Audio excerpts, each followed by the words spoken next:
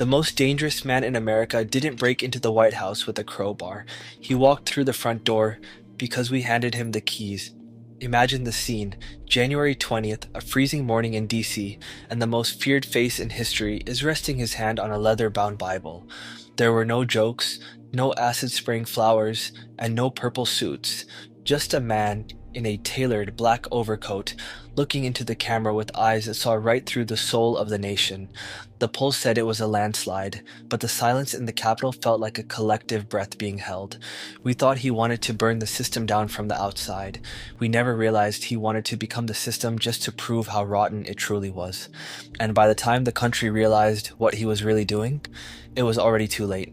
The first 100 days of a presidency are usually about policy and promises. His first 100 minutes were about a total, systematic liquidation of secrets. He didn't start with an executive order, he started with a password.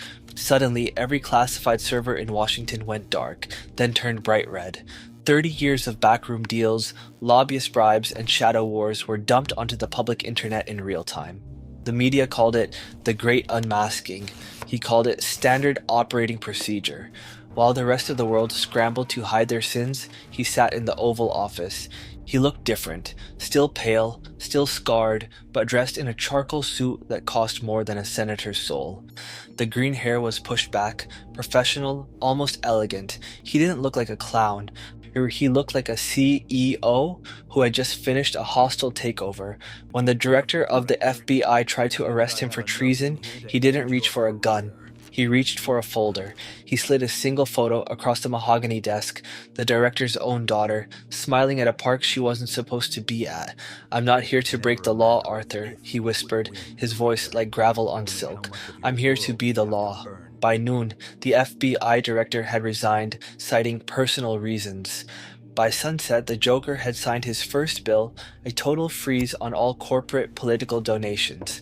The stock market crashed, but the streets were cheering. The monster wasn't burning the city down anymore. He was feeding the hungry with the money he'd taken from the greedy. But as the country began to fall in love with this new savior, the elite realized the terrifying truth. He wasn't trying to save the people. He was just clearing the board so he could play a much deadlier game. The honeymoon period didn't just last. It became a cult of personality. The unmasking had destroyed the credibility of every traditional politician. In their place, he appointed the ordinary, a single mother from Ohio as Secretary of Labor, an overlooked veteran as Secretary of Defense. The media called it the Cabinet of the Damned. The people called it justice. But behind the scenes, the Joker wasn't just giving them a seat at the table, he was giving them a target. He launched a national initiative, the Mirror Project. It gave every citizen access to the real-time financial records of anyone earning over $1 million. Transparency is a mirror, he told the press, or his eyes unblinking. And some of you aren't going to like what you see.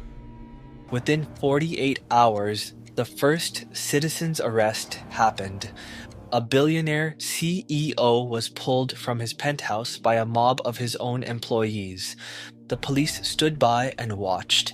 They didn't stop it because the Joker had just doubled their salaries using seized offshore assets. He was buying loyalty with the spoils of a class war he had meticulously ignited. But there was a hidden layer to the code. The Mirror Project didn't just track the rich, it tracked everyone. If you spoke out against the new administration, your truth score would begin to plummet. Suddenly, your credit cards would decline at the grocery store. Your social media accounts would be flagged as misinformation hazards. The man who promised to end the shadow government had just built a digital cage for the entire population. And the terrifying part? The people were the ones cheering as he locked the door. He wasn't just the president anymore. He was the judge, the jury, and the executioner of social reality. But his eyes were already on a different prize. He sent a private, handwritten invitation to a man who had remained silent since the inauguration. Bruce Wayne was about to find out that the Joker didn't want his money. He wanted his endorsement. The meeting didn't happen in a dark alley or a rain-slicked rooftop. It happened in the light of high noon in the room where history is written. Bruce Wayne sat across from him, looking at the man he had spent a lifetime trying to save. Joker didn't smile. He didn't even lean back. He just pushed a contract across the mahogany desk, his fingers steady and pale. He wasn't asking for Wayne's silence or his money. He was asking for the keys to the WayneTech satellite array. "The world is a noisy place, Bruce," he said, his voice a low, raspy hum. "I just want to help everyone hear the same song at the same time." Overnight, Wayne Enterprises became the digital backbone of the new national surveillance state. The power shift was tectonic, felt in every boardroom from New York to London. But as the world watched the transition, the old guard began to move in the shadows. Generals, former presidents, and tech giants gathered in a secret bunker beneath Virginia. They called themselves the Restoration. They believed they were the last hope for democracy, plotting a surgical strike to remove the clown. They sat around a table, maps spread out, discussing the logistics of a tactical assassination. Then, every screen in the bunker flickered to life. The Joker wasn't hacking them, he was hosting the meeting. "I built this bunker for you 6 months ago," he said, his image graining slightly. He had gathered every one of his enemies in a single, reinforced room. The world thought he was playing politics, but he was actually playing pest control. But the real twist wasn't the trap, it was the broadcast. The entire meeting was being live-streamed to 300 million people. The public watched their liberators discussing how to bomb the Capitol to take back power. In one move, and he didn't just win, he made the heroes the villains of their own story. The system wasn't just destabilizing, it was dissolving by design. But then, the first international warning shot was fired. The UN had officially declared the United States a rogue state. Joker looked at the camera, a flicker of something human, perhaps exhaustion, crossing his face. "They're coming for us, Bruce," he whispered to the empty room, "and I think I've forgotten how to lose." The world's response was swift, cold, and calculated. The UN didn't just declare a rogue state, they enacted a total global blockade. No trade, no travel, no communication, a digital and physical iron curtain dropped around the coastlines. The experts predicted the American economy would vanish within 48 hours. And they forgot that the man in the Oval Office had already dismantled the economy months ago. He didn't need the world's gold when he had the world's secrets.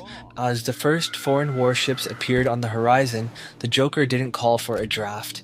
He went on a national broadcast, sitting on the floor of the empty East Room, looking tired. He looked like a father who was disappointed in a world that refused to grow up. "They want to starve you because you finally learned to look in the mirror," he whispered. "They aren't afraid of me.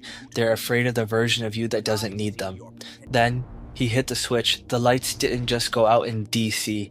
They went out in London, Paris, and Tokyo. He hadn't just integrated WayneTech into the American grid.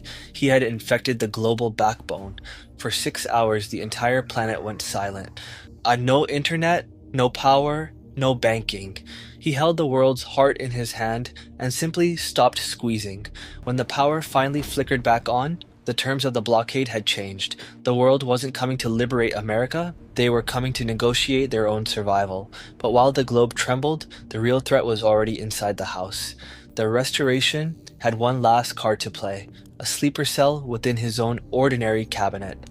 As the Joker walked back to his desk, a single red dot appeared on his chest. He didn't flinch. He didn't even stop walking. He just looked at the hidden camera and smiled for the very first time. "Finally," he breathed. "The part where I show you who actually pulled the trigger." The screen went black, leaving 100 million people wondering if their hero was about to become a martyr. Or if the martyrdom was just another layer of the joke. The gunshot didn't echo. It was a dull, muffled thud that felt heavier than 1,000 bombs. But the bullet didn't come from a window or a shadow. It came from the woman standing 3 feet away, the Secretary of Labor, the single mother he had plucked from poverty to lead a nation. She stood there, eyes streaming with tears, the pistol shaking in her grip. "You made us monsters," she sobbed. Joker didn't fall. He just pressed a hand to his side, looking at the blood like it was an interesting piece of art. "No," he whispered, his voice carrying through the WayneTech satellites to every ear on Earth. "I just stopped giving you excuses to pretend you weren't. The Mirror Project, the Cabinet of the Damned, the global blackout, it was all a setup. He didn't want to build a new world. He wanted to show that even the pure would become executioners the moment they felt powerful. He had turned the entire population into a reflection of himself. The restoration wasn't the enemy, the people were. By the time the screen began to flicker, the first riots had already started, not against him, but against each other. The truth scores were being used to settle old grudges in every neighborhood in America. He had handed the keys of the kingdom to the mob, knowing they would burn the palace down just to stay warm. He leaned back into the shadows of the Oval Office, a faint, genuine smile finally touching his lips. The world wasn't ending because of a villain. It was ending because it finally got exactly what it voted for, a mirror and a choice. He wasn't the fire. He was just the man who reminded us that we were all made of wood. The greatest joke wasn't that he won the election, it was that he knew we'd never forgive him for showing us who we really are. That's all for today. Subscribe if you're ready to question who the real villains really are.